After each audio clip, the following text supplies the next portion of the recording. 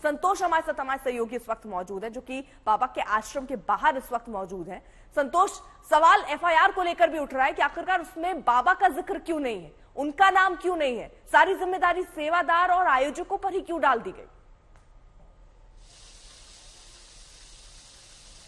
बिल्कुल, ये चौंकाने वाले तथ्य हैं कि आखिर बाबा उस एफआईआर में नामजद क्यों नहीं है, जिनकी वजह से भीड़ इकट्ठा हुई। और सबसे बड़ी बात कि जब कार्यक्रम खत्म हुआ, 1:30 बजे के लगभग जब कार्यक्रम खत्म हुआ और बाबा जाने लगे, लोग उनके पैरों की धूल को लेने के लिए जब टूट पड़े, तो ऐसा जो वहां पर सेवादार मौजूद थे, 12 से 12,500 हजार सेवादार बताया गया कि वहां मौजूद थे। तो ऐसा नहीं कि बाबा को जानकारी नहीं रही होगी, बाबा को जानकारी मिली होगी कि इतने भक्त वहां पर दब गए, इतने भक्त वहां पर मर गए। लेकिन वो बाबा ने क्या किया?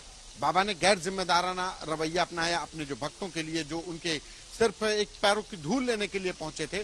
और ऐसे में आयोजनकर्ता, जो ऑर्गेनाइजिंग कमेटी थी, उनके ऊपर एफआईआर दर्ज करके बाबा का नामजद न होना, ये अपने आप में चौंकाता है। लेकिन इतना जरूर है कि इस पूरे मामले को लेकर के जो डीजीपी और चीफ सेक्रेटरी कल रात से यहाँ पर लैंड किए हुए हैं, पूरी रिव्यू रिपोर्ट अपनी मुख्यमंत्री को सौंपेंगे।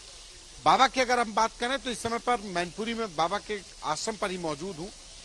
बाबा के आश्रम के चारों तरफ पुलिस मौजूद है। पुलिस कह रही है कि बाबा आश्रम में नहीं है, बाबा के लोग भी कह रहे हैं कि बाबा आश्रम में नहीं है। लेकिन कल बाबा को जाते हुए 2:30 से 3 बजे के बीच में लोगों ने देखा, जो आश्रम को जाने वाली सड़कें, वहां पर उनके स्वागत में फूलों से रंगोली सजाई गई, पूरे रास्ते को सजाया गया, यानी कि बाबा का वेलकम किया गया। लेकिन बाबा को निकलते हुए किसी ने नहीं देखा, इस बात की तस्दीक हो चुकी है। ऐसे में पुलिस यहाँ पर मौजूद है, चारों तरफ पुलिस सिक्योरिटी के तौर पर मौजूद है, सारे गेट्स पर मौजूद है। ये अपने आप में सवाल खड़े कर रहा है कि आखिर बाबा अंडरग्राउंड अगर हो गए तो फिर कहाँ चले गए, और बाबा इतने छुप क्यों रहे हैं? अगर उनका कोई गुनाह नहीं है, उनको लगता है कि उनके भक्त हैं, तो उनको संवेदनशीलता दिखानी चाहिए, उनको दुख तो व्यक्त करना चाहिए। दूसरा सवाल, ये पुलिस, अगर बाबा यहाँ पर नामजद नहीं है, पुलिस यहाँ पर सिक्योरिटी के लिहाज से उनको पूरी सिक्योरिटी दे रही है, पुलिसकर्मी मौजूद है, हर गेट पर वहां पर पुलिस की जीप मौजूद है। यानी बाबा एफआईआर में नामजद नहीं, पूरा सुरक्षा का घेरा उत्तर प्रदेश पुलिस का, ये अपने आप में सवाल खड़े कर रहा है। जी बिल्कुल, तो अब देखिए कई सवाल यहां पर जरूर खड़े हो रहे हैं कि आखिरकार कौन जिम्मेदारी लेगी। लेकिन यहां पर यह भी सवाल है कि ऐसी घटनाओं के बाद ही आखिरकार क्यों अचानक से नींद खुलती है?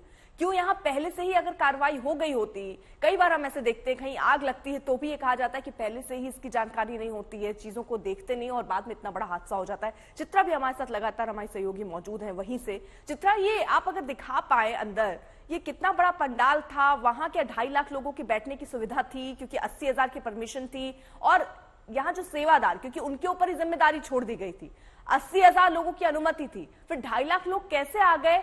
कोई इसको देखने जांचने के लिए पुलिस के अधिकारी वहां पर थे या नहीं थे उस वक्त मौके पे?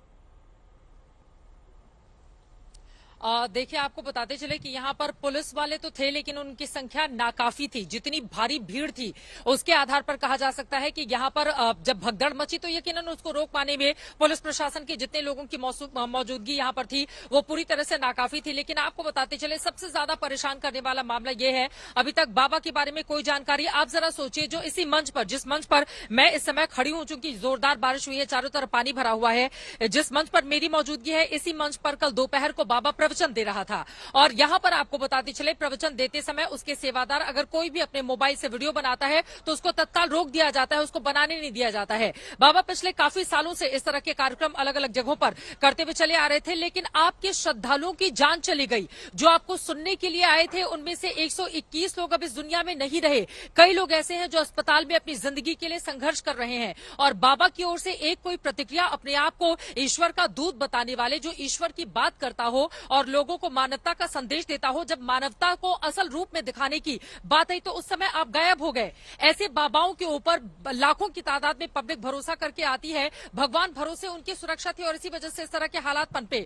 अब देखिए, सवाल बाबा को लेकर है, सवाल बाबा के सेवादारों को लेकर है, पुलिस प्रशासन को लेकर है, क्योंकि यहां से बिल्कुल पास में जो सड़क है वो बताया जा रहा है पूरी की पूरी आम लोगों से पटी पड़ी थी, और जैसे ही बाबा यहां से मूव करता है उसके बाद यहां पर लोग उनकी चरण रज, यानी कि पैरों की धूल लेने के लिए दौड़ पड़ते हैं, ये उनकी आस्था का विषय हो सकता है, लेकिन ये बाबा की जिम्मेदारी है कि आप मेरे पैरों की धूल अपने सिर माथे पर लगाकर अपनी बीमारी ठीक नहीं कर सकते, आपके जीवन में खुशियां नहीं आ सकती, लेकिन उसके बावजूद अगर मन से या यहाँ पर इस तरह की स्थिति बनाई जाती है कि लोग इस पर भरोसा करके चरण रज पैरों की धूल लेकर, गाड़ी की धूल, जब गाड़ी आगे की ओर बढ़ती है तो उसके पहिए से जो धूल निकलती है उसको लोग माथे पर लेकर यहाँ से जाते हैं। आप जरा सोचिए कि इतनी बड़ी तादाद में जब लोग उस भगदड़ का शिकार होंगे तो इस तरह के हादसे होंगे, लेकिन पुलिस प्रशासन का लापरवाही भरा रवैया यहाँ पर अर्पिता निकलकर सामने आ रहा है और जवाबदेही सुनिश्चित की जानी चाहिए ताकि दोबारा इस तरह की परिस्थिति किसी भी हाल में नहीं पनपे। लेकिन बाबा कब पकड़ा जाएगा, कब वो सामने आएगा, आगे क्या होगा, ये बड़ा सवाल अभी भी बना हुआ है। बाबा ने न तब जिम्मेदारी ली, न वो अब जिम्मेदारी लेते नजर आ रहे हैं। इतनी बड़ी घटना उनके कार्यक्रम में हो जाती है और वो खुलकर एक बार दुख तक व्यक्त नहीं कर पा रहे हैं, तो ऐसे में जिम्मेदारी लेने की तो बात ही छोड़ दीजिए।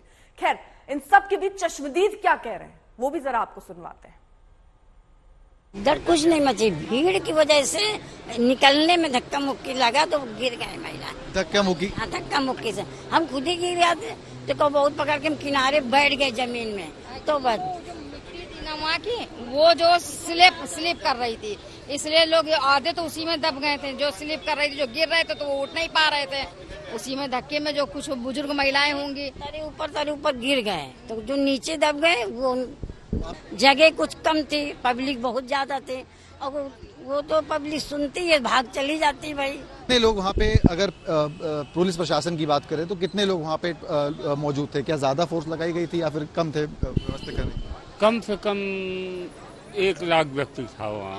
और पुलिस वाले इतने आपको दिख रहे थे वहाँ पे सिक्योरिटी के लिए या फिर मैनेज करने के लिए? थी, लेकिन पुलिस कम थी लोगों के हिसाब से। हाँ, जो मंजर देखने को मिला है शायद ही उसकी कल्पना किसी ने नहीं करी थी। सब कुछ ठीक था, अच्छे से दर्शन हुए थे, परमात्मा जिस टाइम आते थे हमारे वो उस समय वहीं पे विराजमान थे। कि जो लोग दर्शन करने चाहते थे, जिनको आज पास से दर्शन नहीं हो पाए, तो वो कहीं ना कहीं प्रभु के दर्शन करने के लिए उन्होंने दौड़ लगाई, जिसकी वजह से ये बड़ा हादसा हुआ। सत्संग खत्म हो चुका, एकदम भगदड़ मची है, जो इंसान गिर गया वो उठो ही ना है, फिर कुचल के सब मर गए।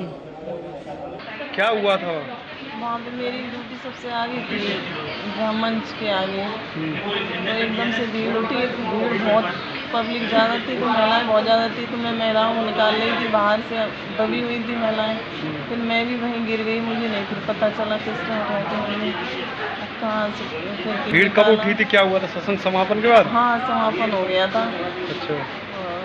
और जो मेन सड़क है वहाँ पे पब्लिक ज्यादा गिरी थी, सड़क तक तो आ गए, इतना होश है। गिरे कैसे थे पब्लिक वाले के? क्या हुआ क्या था? एकदम से अंधेरा आ गया, ऑक्सीजन नहीं थी, भगदड़ नहीं पड़ी, भीड़ भागी नहीं थी, लेकिन ऑक्सीजन ऐसे लग रहा, मुझे खुद लगा था कि कुछ अंधेरा सा आ गया। जैसे कि उस साइड में पानी के टैंक रखे हुए थे, तो जैसे कि गुरुजी आए इधर में, तो गुरुजी आने पहले तो एकदम पब्लिक इधर आ गई। जब गुरुजी 1.5 घंटे बाद, 1-1.25 घंटे बाद जब यहाँ से बाहर रिटर्न हुए, तो गुरुजी के पैर छूने के लिए जो भी उनके कार के पीछे भक्तगण एकदम पीछे भागे हैं। जैसी कार यहाँ से चली गई है तो एकदम भक्तगण वापिस जैसे लेटे हैं, तो जैसे पब्लिक एकदम रिटर्न हुए तो एक दूसरे पर गिरे हैं, और जो रपटन थी पानी की तो तुरंत एकदम रपटन पे एकदम वो गड्ढे में गिरे हैं। जब एक गिरा है तो एक दूसरे को उन्होंने पकड़ा, सेवादार भी थे, उन्होंने भी एक दूसरे को पकड़ा के निकालने की कोशिश बहुत की, लेकिन अचानक एकदम एक दूसरे के ऊपर गिरते गए।